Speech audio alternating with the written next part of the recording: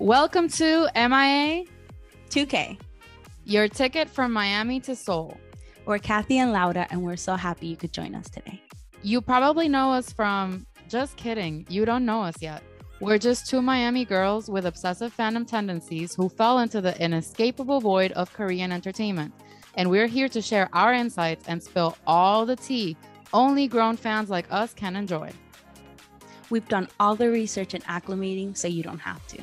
Before we begin, please make sure you're following us wherever you listen to your favorite podcast. And if you love visuals like us, you can watch us on our YouTube channel. We drop episodes with our hot and sunny takes every week.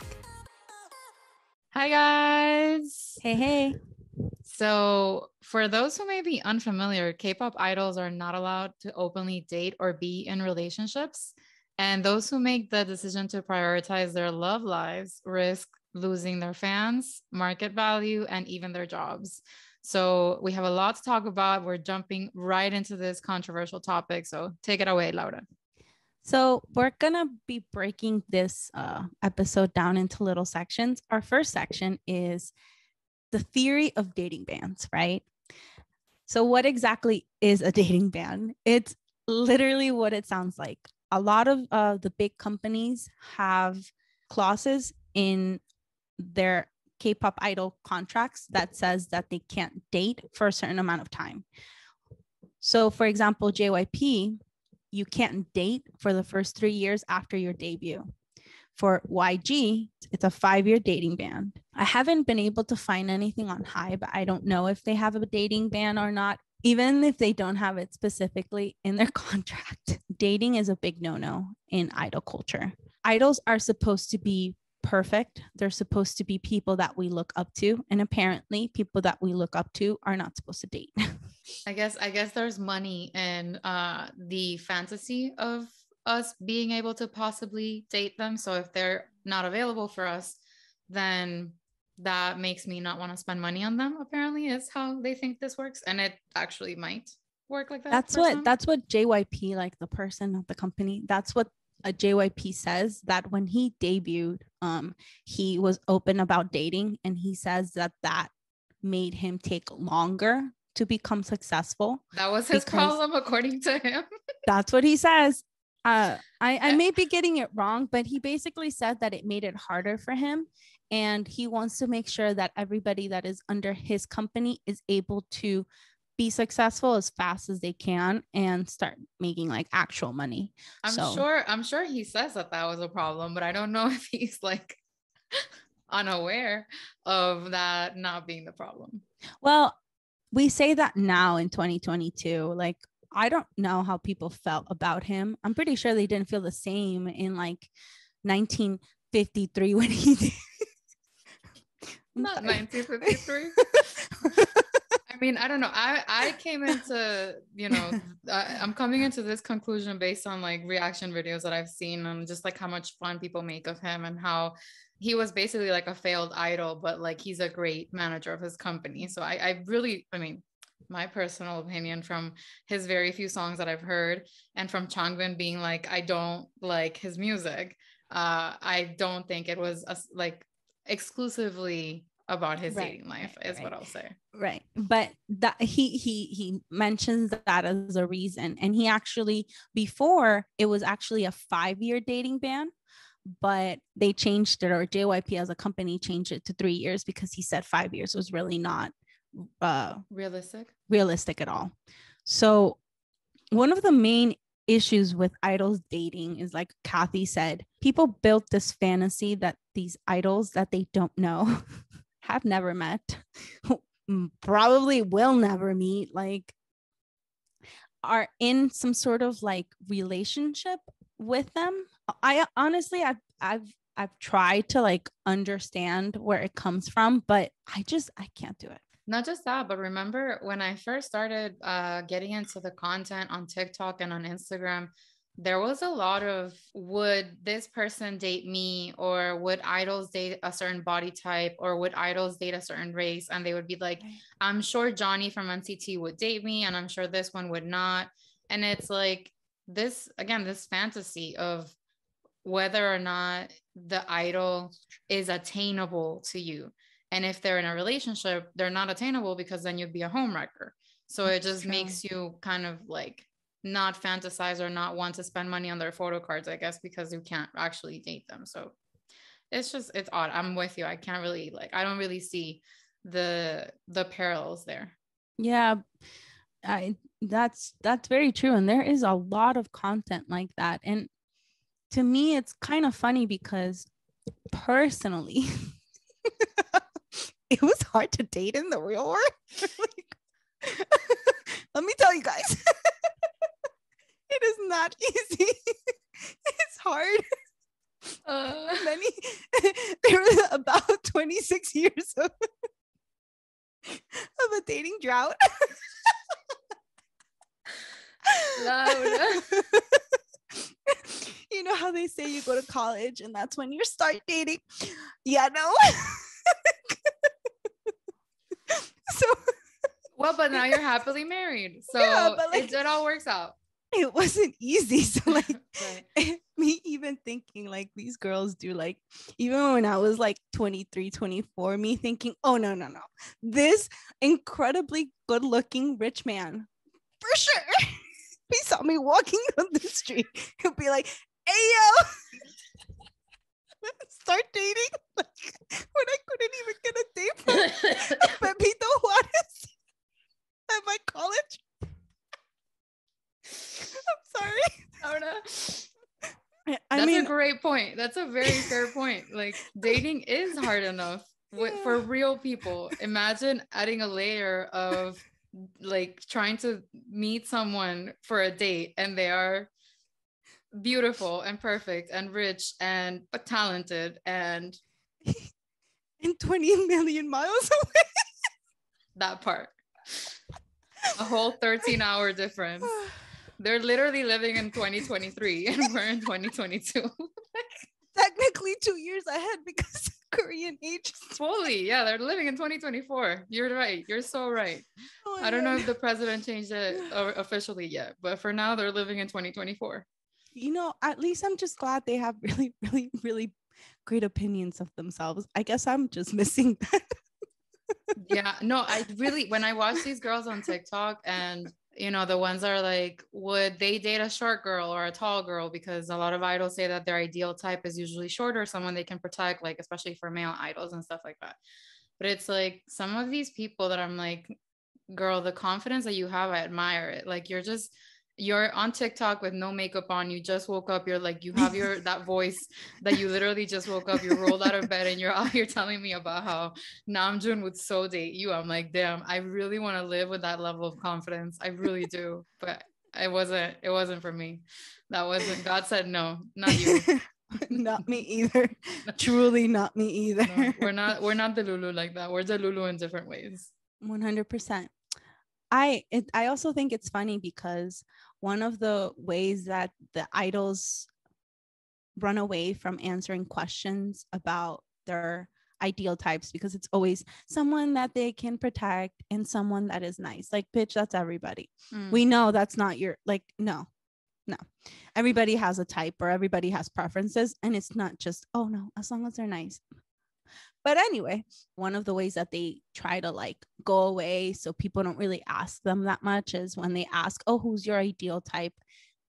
Say an actual real person, they'll say IU, because they're not going to go into, oh, really? IU? That's the default answer for literally everyone. Even Jay Park. Even Jay Park. And he's not even a K idol.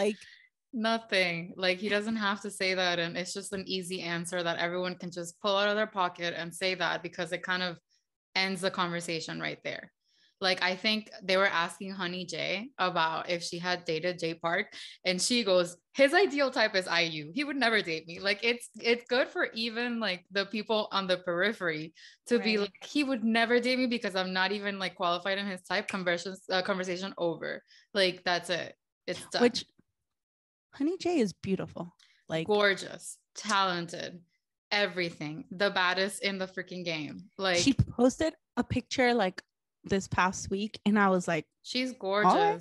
She's gorgeous. I really have been thinking about this a lot because it seems if you are anywhere under 35 years old in Korea, unless you know that you're going to marry this person and you're okay with like losing money, everyone is better off like being single. It doesn't matter if they're not an idol. Like dancers are very exclusive, idols are very exclusive, rappers are very exclusive. It's not unique to idol culture. It's like anyone in entertainment, they know that your market value, your price tag goes up if you are single and available, because people have this delusion that they're going to run into you and have like a meet cute at the cafe or at the like metro, and you know, head over heels, Christian Grey, I fell and oh my god, you know, now I'm on a helicopter with a millionaire. Like, you know, I think that's what people think can happen. So it really bleeds into everything. So even dancers, and again, just random people are not revealing what's going on behind closed doors. That's true. Our type of delulu is exactly what Kathy said. We think everybody would be our friend. That's our delulu. 100%. I think Honey Jay would be like, hey girl, after Zumba, like let's go practice dancing. That's my type of delulu. Like, and then we watch The Little Mermaid after in Korean, so I can learn all the songs in Korean. Like that makes sense. That would happen. Tell me that's not feasible. Tell me that's not realistic. You know what? That is actually feasible because it just is. It just makes sense. I'll say, I've always said Laura got me into this world completely from scratch. Like I knew nothing. So when I started watching content, I would just immediately ask her things instead of Googling, because why would I Google?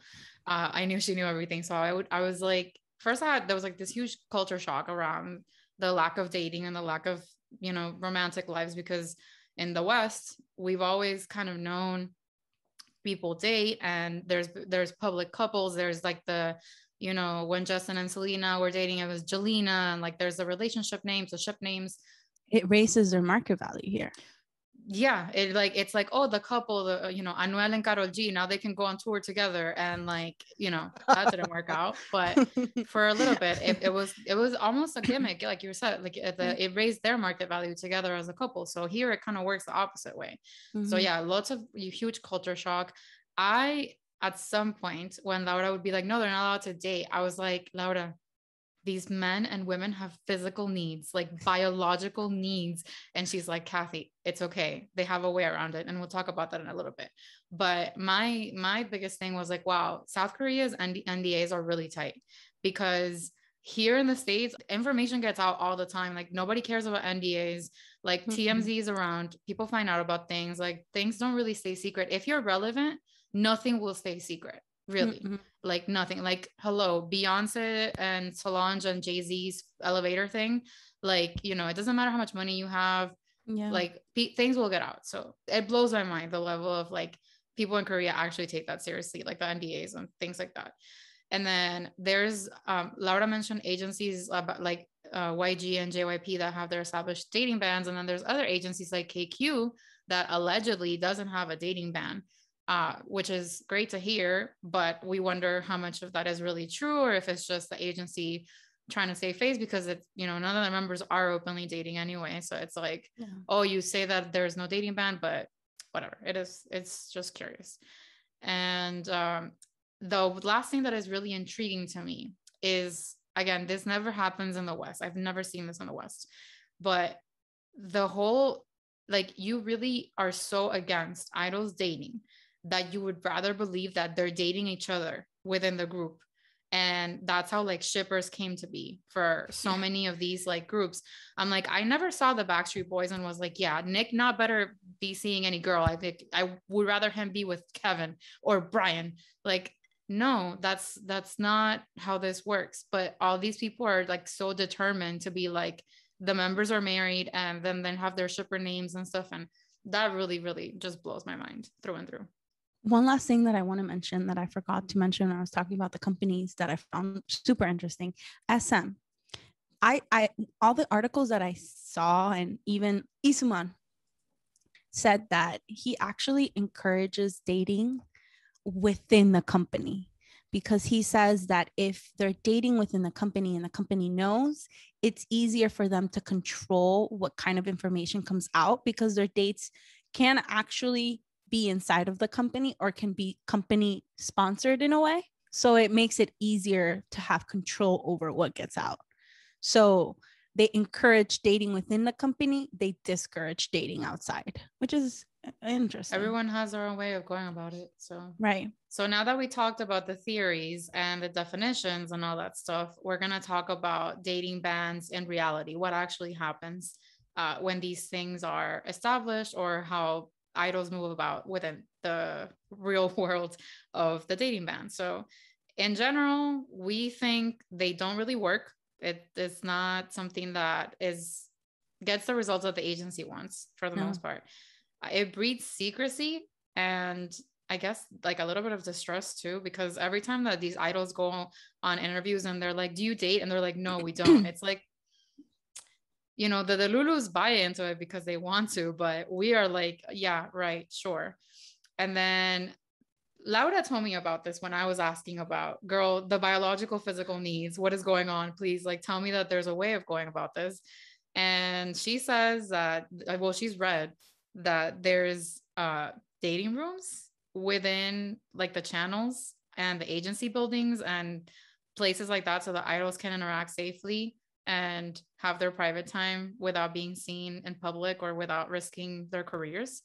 So yeah, and then right away, as soon as there's a dating rumor, agencies step in with those denials and they have it, ready, and they're like attacking people. They're like, we're gonna sue you for this rumor of these people dating. And it's like, homie, I got receipts, but whatever. Yeah, that's besides the fact.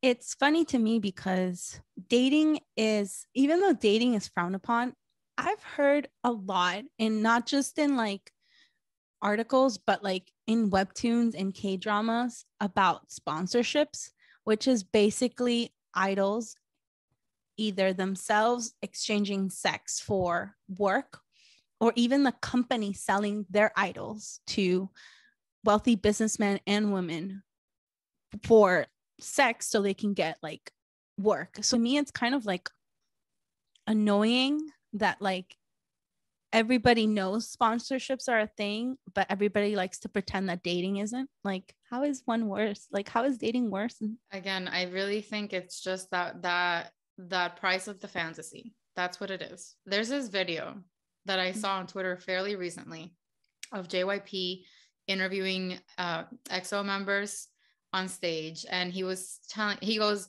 so if you guys were gonna take someone on a date and you wanted to sing them a song, what song would you sing them? And then the audience immediately starts going like sappy booing. And then the members go, I don't think they're happy to think about us in a dating context. And then like, that's when the audience gets really loud and starts going like, boo. And then JYP is like, guys, like they have to date. Like they can't be alone forever. Like, what about when they're 40? And the girls are like, no, 50 or whatever. And he's like, what up? Like when they're in a nursing home, and you can see the members' faces like, what the fuck? Like these bitches really think that we're virgins, that we really don't get it in, that we really like are out here gonna marry any of them in this freaking room when like half of them are underage right now. And things like it doesn't make any sense. When I saw that, I was like, wow, the level of delusion is truly like out of this world. Ridiculous. We just saw an article where a couple of K-pop idols shared ways that they get around dating bans, and some of these are like really ingenious but kind of ridiculous that they have to go through it. So one idol said that what she did was she would go to very touristy areas and she would dress like a tourist, and because everyone's looking at the buildings and the surrounding areas, they're not focused on what could be like another tourist. So that was a way that they got away with it, because people were focused on other things. Like the fact that they had to think about this is ridiculous. Another one, which I thought was hilarious, was they would basically, like, Hispanic kids lie to their parents, like, where are you going? Oh no, like I'm going donde Maria.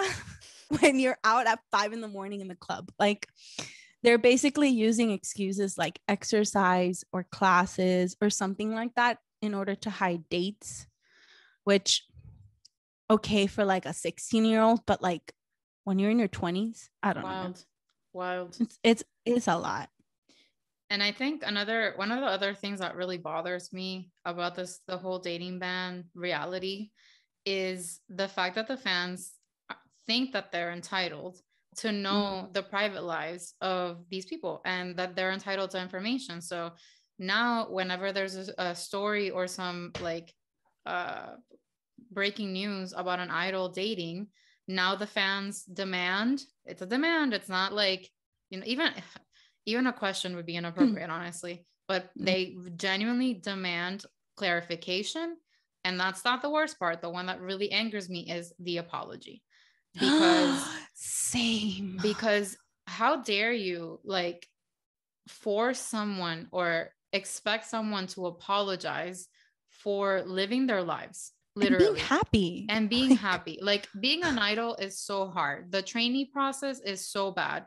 Back in the day, they took away their phones. I don't know if they still do that now. I'm pretty like for newer groups or whatever, because I think phones are just like so necessary in daily life.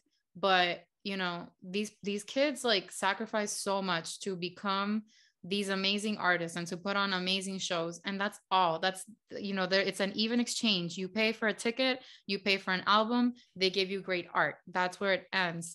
But there's this expectation of like, now you need to know also like who they're going home with, who they're eating with, who fulfills them, who inspires the great music that they write, you know, like, no, that's so fucked. And you want them to apologize for disappointing you and letting you down, like, and these poor idols that write these apologies too, or like whatever, they're PR people, like, oh, I'm sorry I let you down, I'm sorry, like, I'm happy, I'm so sorry that like I met someone who loves me.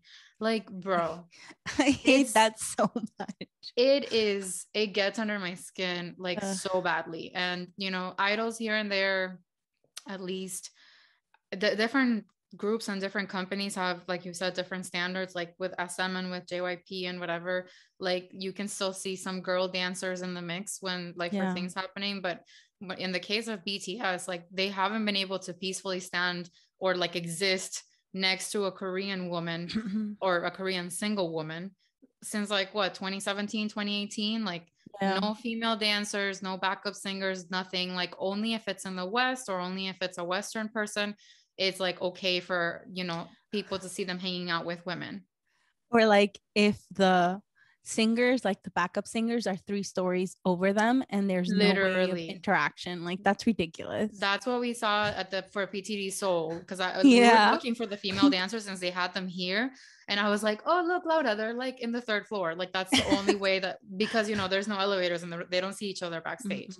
But yeah, like I guess even we've heard rumors too, or we've read that for when it comes to like the makeup artists and the stylists that work with them, it's required that they're married because they don't want any single people working for them, so that there's no risk of sparking a relationship. They're like, Jesus Christ, the lengths that these people go to in general. Ridiculous. But they have to, because then, you know, what happened in 2019 was Cookie Jungkook was seen in a restaurant through CCTV footage. CCTV, y'all. Like he was seen like having a dinner with this woman and another person, like a guy. And then also he was hugging her kind of from the back. I think those are the 2 pictures that were circulating. And then so like the other guy that they were with had to come out and make a statement and be like, I was not there, that wasn't me, because people were assuming that it was him. So even people that are like in the vicinity get attacked for this. So the girl that he was with was a tattoo artist, and the manager of her shop got fired after this incident because he tried to like clarify the information, and he was like, I don't know, like I guess he spoke without permission, so like the owner of the shop fired him. Then the girl was persecuted and people kept calling the tattoo shop, like, you know, worse than the review bombing that happens here in general when someone gets exposed or canceled publicly. This woman couldn't live. Like she literally was being harassed, accosted, her socials were bombed, all the things. Hybe had to like multiple times deny the rumors that they were dating, and they were like they were friends. And I was like, listen, if my friend's hugging me from the back like that, we ain't friends. But that's a story for another day. But okay, first of all of you just need to get a fucking like lives, all of you, hobbies immediately. And then there's always, I think, been some sort of fascination with putting BTS and Blackpink together, because they kind of rose around similar times. Like BTS got big around 2016, which is when Blackpink debuted. So it was kind of like they were in the circle at the same time. So I think people were fascinated with putting all of them together. And with, for example, I mean, it got to the point where I saw an interview of like an ex-Hive employee saying that BTS and Blackpink actually used to have like a nice friendship, but because of the fandoms and the fan wars that happened, they just kind of had to cut it out and not have anything publicly because it was just not good for either group in terms of like, you know, what we're talking about, their market value and their problems. Like it just causes a problem. So they've completely been distant from each other. And it was hilarious now that Celine invited V and Lisa to the show in Paris because these two got on the same private jet, went to the same show, were sitting together, but like, you know, for the private jet, like neither of them posed together. And they were posting pictures like, this is the plane that I came in. But, you know, it's not like I was with anyone in the vicinity, like, because I'm flying on a tube, you know, in the air, and I totally did not even interact with this person. And then they got to the show, they posed outside with Arpogum. And then inside they put one or two people between all of them to make sure that, like, y'all don't understand the way that this just angers me. It's so bad. It's so bad. I can't. So yeah. They're both dancing on poles, but they're not interacting at all. Thank God that they didn't, because there was a video that somebody was saying like V was making out with someone. You could even see what was happening in that video. Like you couldn't see anything other than him like maybe talking to someone. And like, thank God, like they really knew what to do and they stayed away from each other, and like they got on the pole at different times. Yeah, because if they had grabbed it together, it would have been over, like over World War III. I really love how like Blinks and Army just completely ignored. Well, you know, I mean the fandoms in general. There was plenty of people like us that were supporting the fact that they were, you know, together hanging out like normal people do. But just like the fandoms were like, let's pretend that this isn't happening and that they're not in a flying tube together for 12 hours because it's not convenient for my delulu fantasy. So with that, we want to move on to idols that have had dating scandalous idols, we could call them. One of the ones that I was pretty surprised about when I started, I don't even know how I got into it, but somehow I got into it, was IU.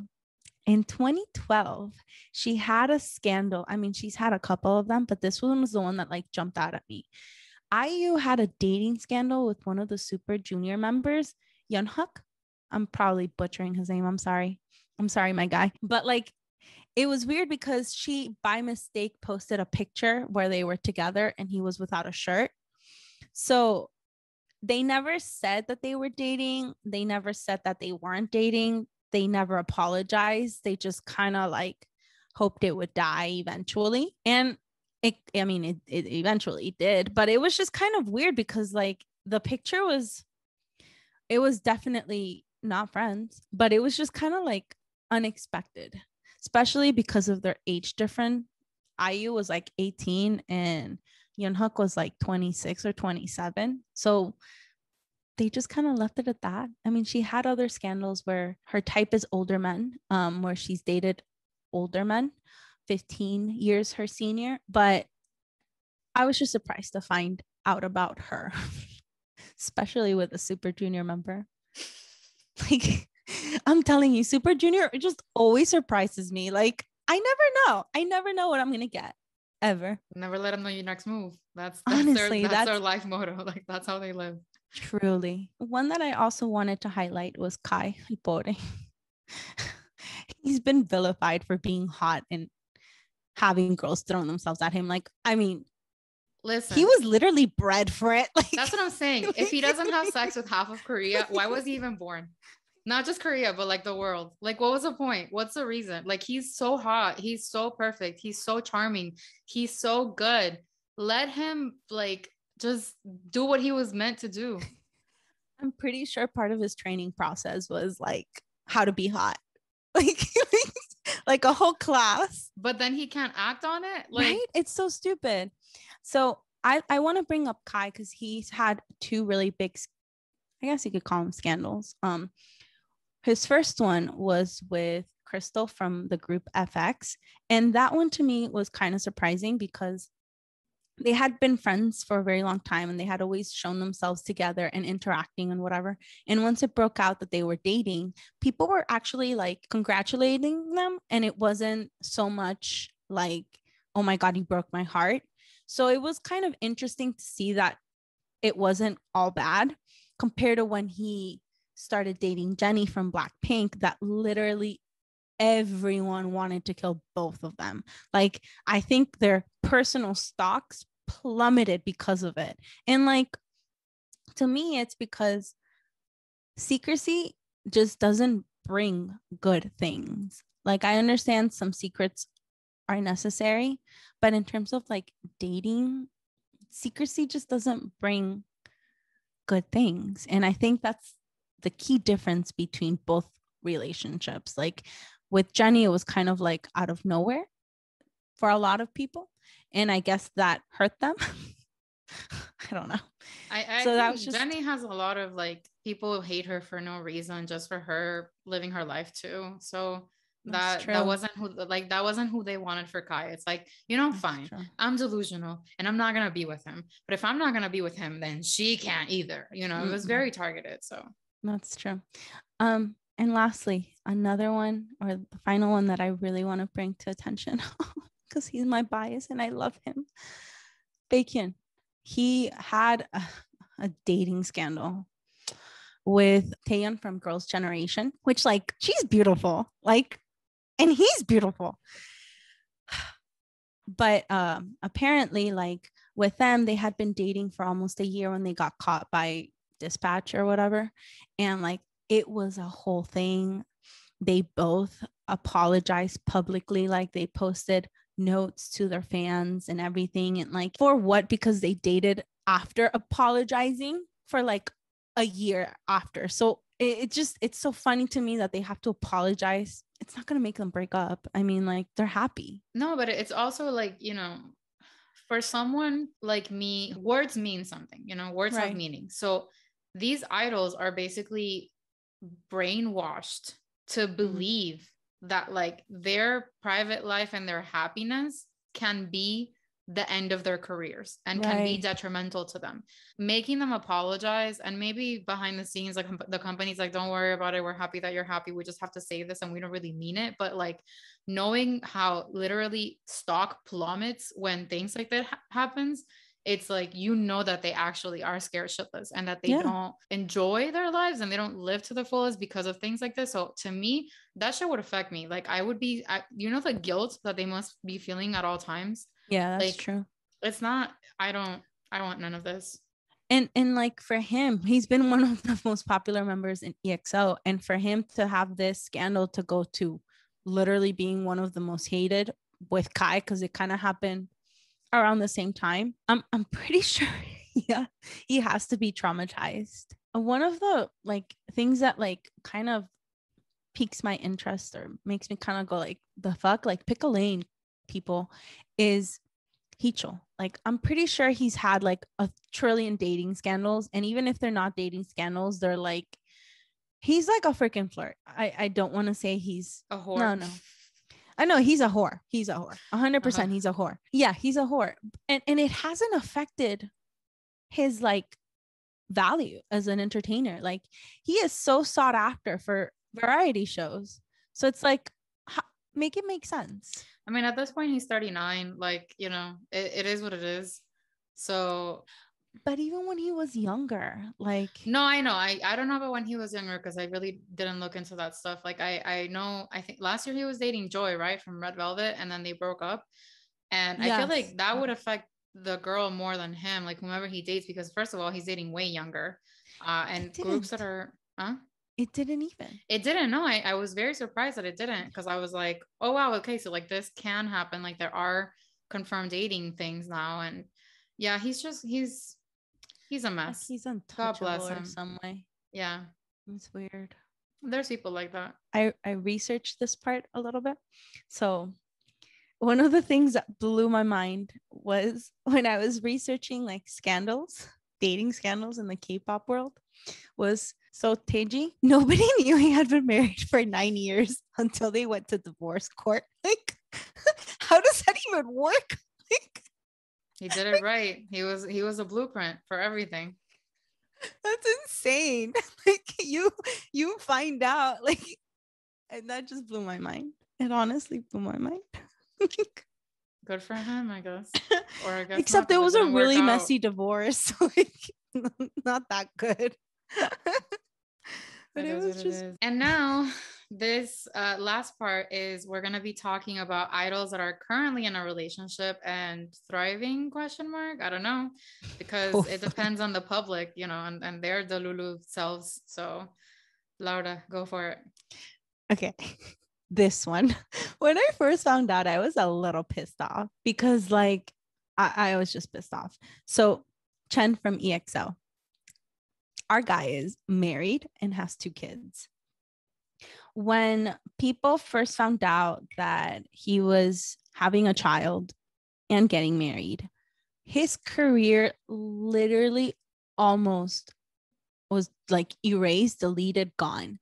He actually had to basically enlist. I mean, he was going to have to do it anyway, but he enlisted at the time that he did to get away from the public opinion because he was part of EXO, he is part of EXO, one of the biggest K-pop groups. And the amount of hatred that this man got because he found happiness and a child was insane. I was surprised because he finished his enlistment like a couple of weeks ago, maybe a month ago or so. I was kind of just waiting to see what people would say, but I guess because now he has 2 kids, he has 2 kids, people aren't really saying anything. They're just like happy he's back. And I guess his strategy of leaving worked, even though if my husband ever left me with 2 young, tiny, tiny babies to take care of by myself while he's out, I don't care if he's serving his country. Yeah, his strategy worked with the Korean audience, not with Laura and myself. Not with us. Because one thing is if you're like for the US, like the military, people choose that as a career path. Like it's not just 18 months. Like that is a career. So I understand if you have kids and then you get deployed or whatever, like, okay, I get it. Right. But for enlistment, like it's 18 months or 22 months. Like you could have just waited. Like the first one was before he enlisted. Okay, that's fine. I get it. But the second one, really? No. He left that poor woman with 2 children. I mean, I'm sure he has a lot of money, but still, it's about emotional support. That's not okay in my book. But I'm happy he's married and has 2 kids and is currently thriving in London, but still. Why is everyone in London? I don't know, man. I hate it. And speaking of EXO, one more, Luhan. I don't know if the H is hard or not, but he's one of the ones that is the actual literal case in point of why dating bans exist. When, you know, he had his fair share of controversy within SM and with EXO-M because of the way that they all left the group. But then once he was thriving in China as a artist, as an actor and stuff, he like went out of his way to announce the relationship. And not only did they crash Weibo, I'm not sure how it's pronounced, their social media site, but he immediately lost 800,000 fans on the spot. Like this is the level of delusion that we're talking about, that like 800,000 bitches really thought that he was going to be their husband. And when they found out that he had found himself a woman, they were like, I'm gonna burn my PCs. I'm gonna throw away all my posters in my room and I'm done with this ass. Which is crazy to me because if you actually read about their romance, love story is so cute. It's so cute. It's like what you root for. You want that. Right? And you're like, oh my God, I'm so happy. Like this person is not a douchebag and he's not like, you know, sleeping around and being an asshole and being a whore. Like he actually had the cutest. And people are still not happy. Like this is why they say do whatever you want as long as you're not hurting anyone, because people are still gonna talk regardless. Like his love story is literally what K-dramas are made of. Like actually what they're made of. Literally. It's gorgeous. And people hated him for it. Yeah. One of the scandals that we recently lived through, and I guess was our first big one, you could call it in a way, was one day we're just chilling, looking at Instagram, and we see or at least I saw this massive text image thing from Bobby from Icon. And I was like, what is going on? So obviously I screenshotted it and went to Papago, whatever, to translate. In this message, Bobby lets us know that he has a girlfriend. He is with child. The child's going to be born in a month or two, and he's going to get married in a month, and that he's going on a break. Like, all within like a 1x1 Instagram square. That was a lot. With an apology. And mind you, this was the year that he was on Kingdom with Icon. So like Mans was like on TV fully with like a fetus growing fully. And it was like, hi guys, I'm not who you think I am. I'm sorry. Peace. Drops mic, leaves, disappears. I'm part of the Icon Weavers, and at least from what I saw, most people were pretty supportive of him, which I was really happy for. But it was just funny. He was away for a couple months, and then he came back like it was nothing, and just decided, I'm gonna make everybody forget about it and just post shirtless, because why not?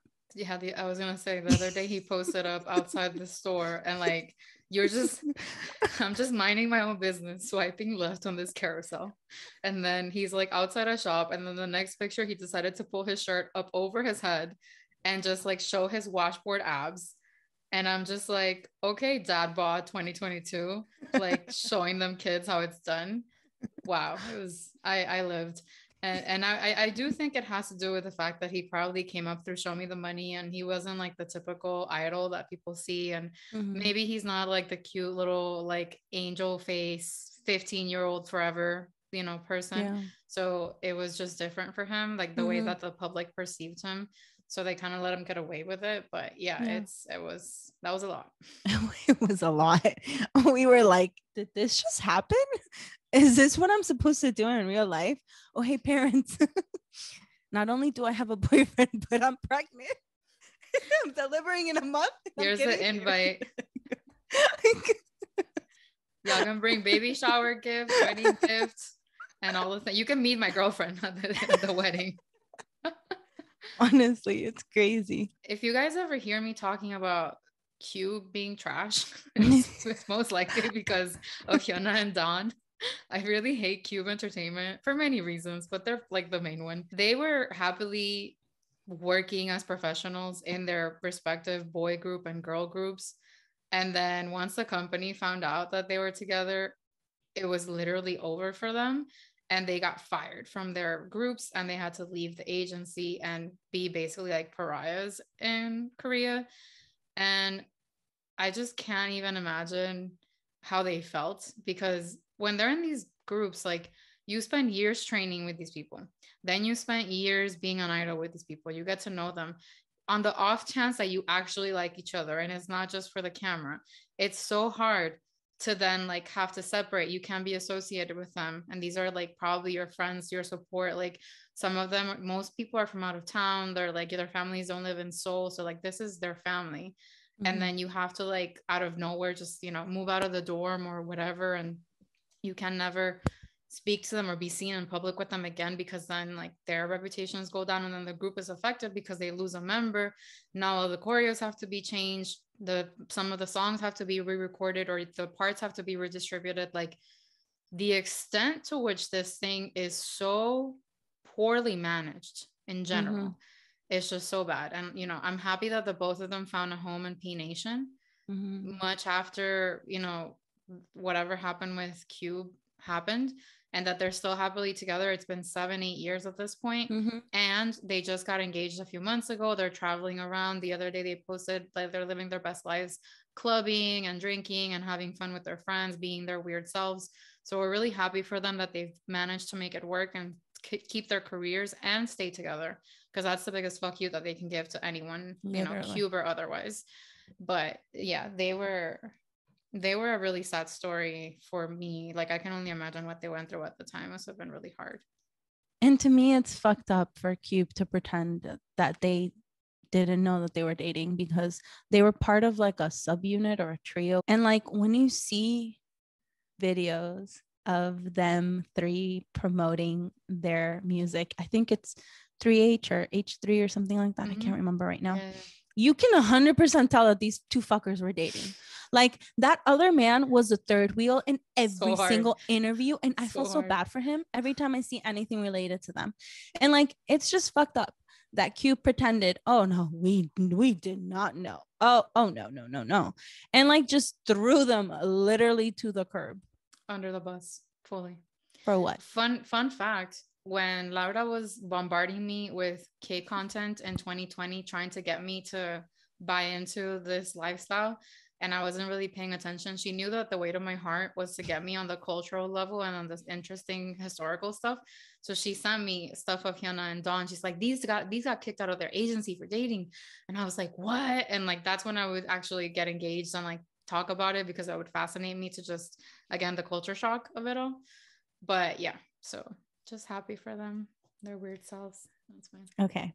So the reason why we are doing this topic today is because just last week, our leader, our CEO, a man that has put so much work in keeping not only his own career alive, but also that of GOT7, let the world know, because I'm sure Dispatch or whoever caught them, that he was dating.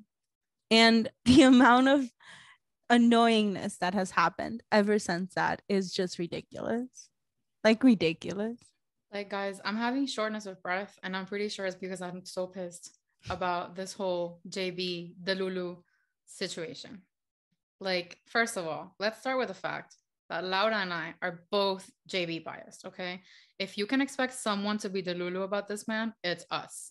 But even though Laura and I are super toxic when it comes to our biases and we don't want anyone else to like them, when it comes to JayB, Laura and I are uncharacteristically not toxic, because we're like, there's so much of him to go around with his multiple personas and his multiple talents and all his things. Like, there's enough for all of us. Yeah, right?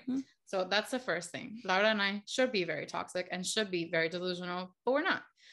From the moment that we got into JayB and like really started appreciating his art individually outside of what he had done with GOT7, we really saw just how eccentric he is, how different he is, how not typically idol he is, and how much he doesn't enjoy the typical idol life. And he's so reserved that allegedly even the GOT7 members haven't been to his place because he's so weird that he just like can't stand having people over. So, and we also found out why during a live that he did, and we're on the wall that maybe fans didn't want to see, but whatever. He still has a girlfriend now, so who cares? Not her. Not her. Or maybe the pictures got upgraded and now they're the real version. So, whoop. But yeah, God, I hadn't thought of that. I'm so excited thinking about that. Yeah, I know. Like, they can have their own little gallery now of themselves. Ew, but that's wonderful. Listen, if they like it, it's what they like. Yeah, it's for them. It's not for me. Right. So yeah, I was so angry. Like, first of all, Laura sent me the news. We both like just being so happy about this, because again, we think he's delightfully weird. Like, we think he's weird in the best way possible, in like a not typical idol person, not a typical person in general. Like, when you see JayB, like the first thing when you look at him, people mostly assume that he's a rapper because of his look. He kind of has that swag. Most people didn't know he was a vocalist. If you just look at the group picture and you don't see him performing on stage, if people see him reading, they think like it's a trope where like he's trying to pretend to be smart, but he actually reads and is very insightful. He's one of the idols that has been the most outspoken about depression and medication and dealing with your personal health and mental health. So, you know, there's so much to him that isn't what the typical idol image is, and there's so much to him that we didn't really get to see while he was at JYP as GOT7. So Laura and I have both been super pro him, like exploring different sides and doing different things and showing himself as he is, instead of this idol persona that he had to sit behind for so many years. And he finally gets a chance to do that. And then Laura looked a lot into the girlfriend, and she's like, she's delightfully weird, just like him. And we're just like so happy. And then we find out that they've been together for 9-ish months. and all these things. And then I look at Twitter. Twitter is hell. Twitter is equal parts great and the worst. Equal parts. Like, it depends on the day, and it depends when you're looking at it, and it depends what side you're on, honestly, at all times. That's the formula. That's like the secret to Twitter. But people were demanding clarification from his side, because mind you, the announcement came with confirmation from both of their agencies. So like nothing else needs to be said, but people were demanding him to speak up and clarify and apologize. Again, the one thing that Laura and I, like, you could not, if you want to piss either of us off, just be like, idle apology, unwarranted, about dating life, because sometimes I guess it's warranted. But yeah, it was so aggravating to see that. Then I saw this account came up with like receipts on Instagram that is trying to expose all the GOT7 members, not just JayB. And it's like, let these people live. Like, what is so wrong with men in their almost 30s finding love and finding support while doing one of the hardest careers that anyone has to do? And like, honestly, you want them to procreate and make beautiful babies that like can possibly become beautiful artists at some point in the future too, because art is what makes life good. So yeah, it's been hard. And then Laura noticed that JayB turned off his comments on his posts on Instagram, which was hard because obviously that means that he got a lot of hate and people started trying to come for him on his Instagram, which is like, what the fuck?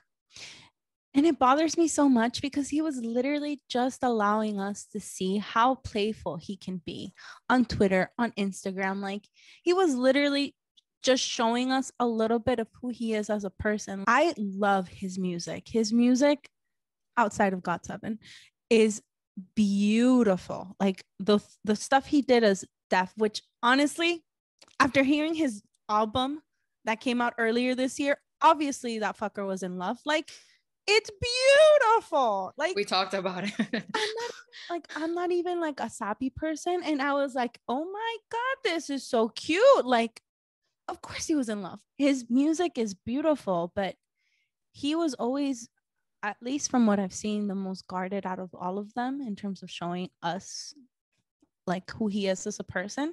And as someone that likes his work of art, his music, it's nice to see where it originates, like see a little bit of who he is. So like, he was literally just feeling comfortable showing us a little bit of himself, and all these stupid people ruined it for me. For us. For what? If he's gonna date regardless. The Twitter exchanges between him and Bam Bam were literally the cutest thing. It would make my day. I was at work annoyed, and I would go into Twitter and I would see them being adorably stupid. But now I can't even see that. It's so unfair. It's so very unfair. Annoyed.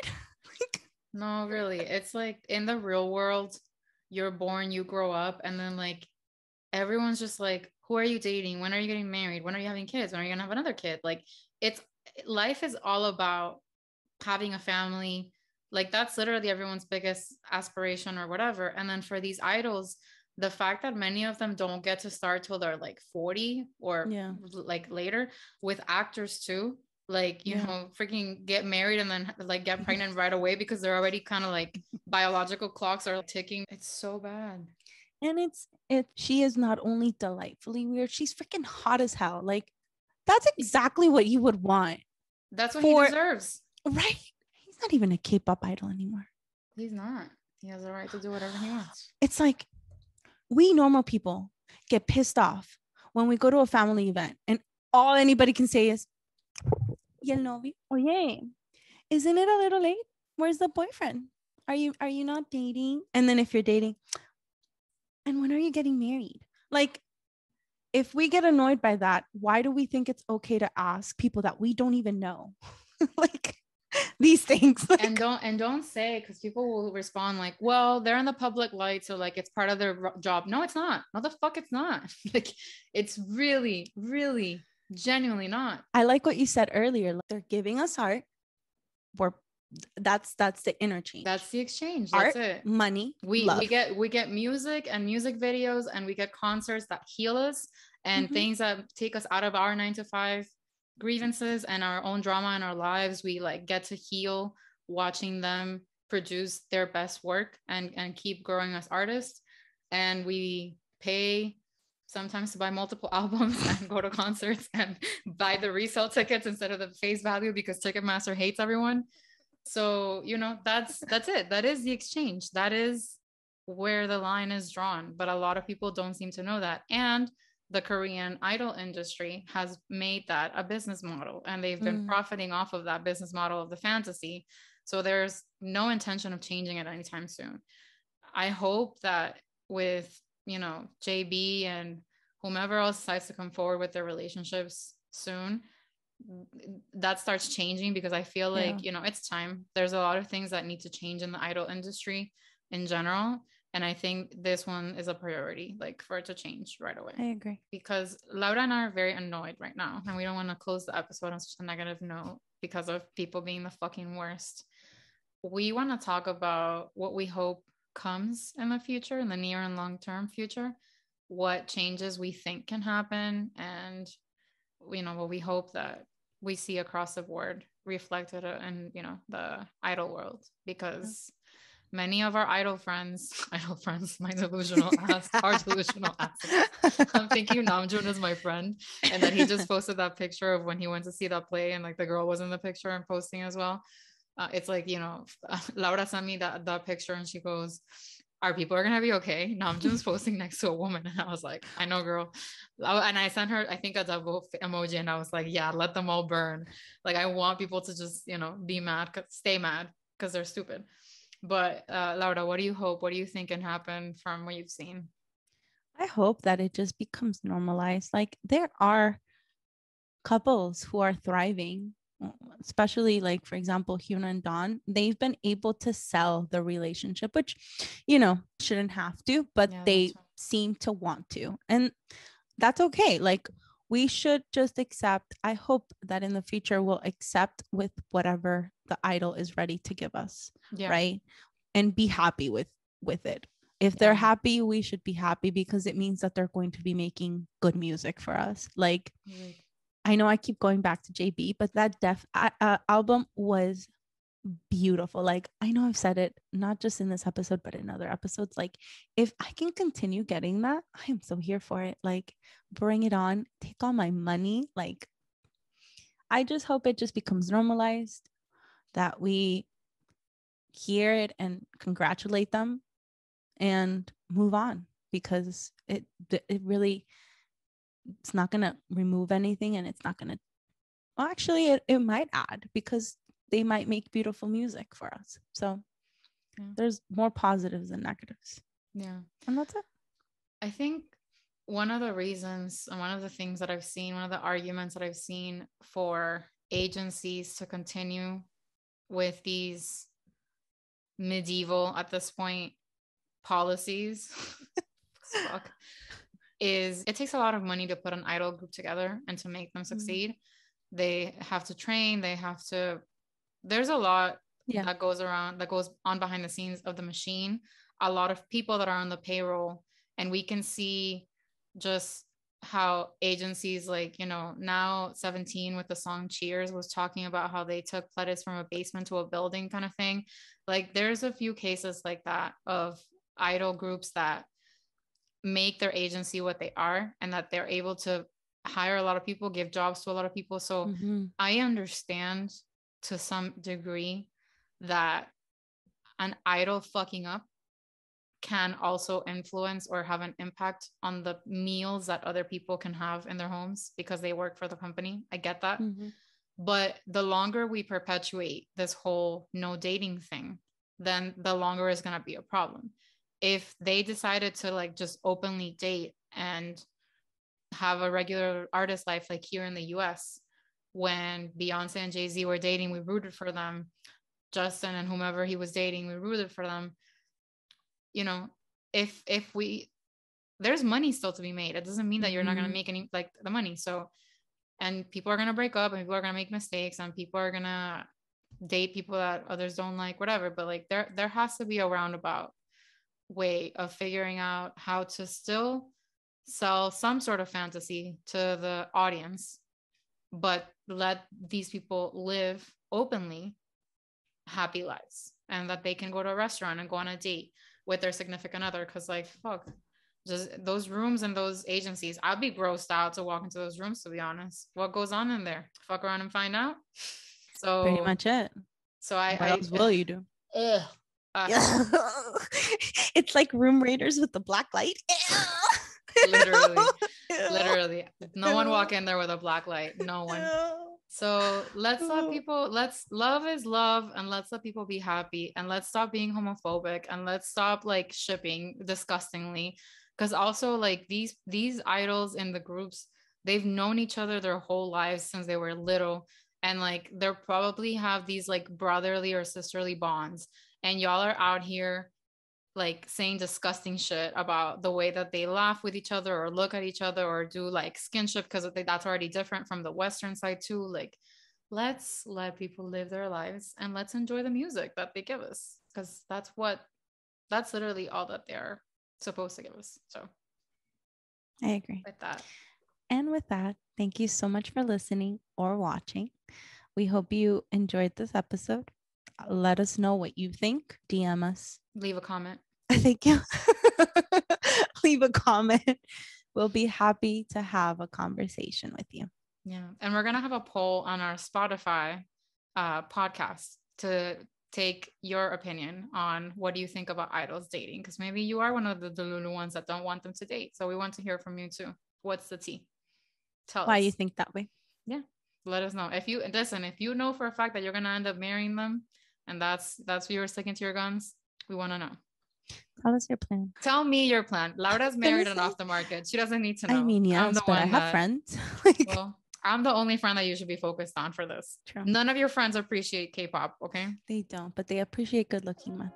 Well, who doesn't? True. So, anyway, share your plan with us. Thank you very much. Bye. Bye. Thank you so much for listening to this episode of the MIA2K podcast.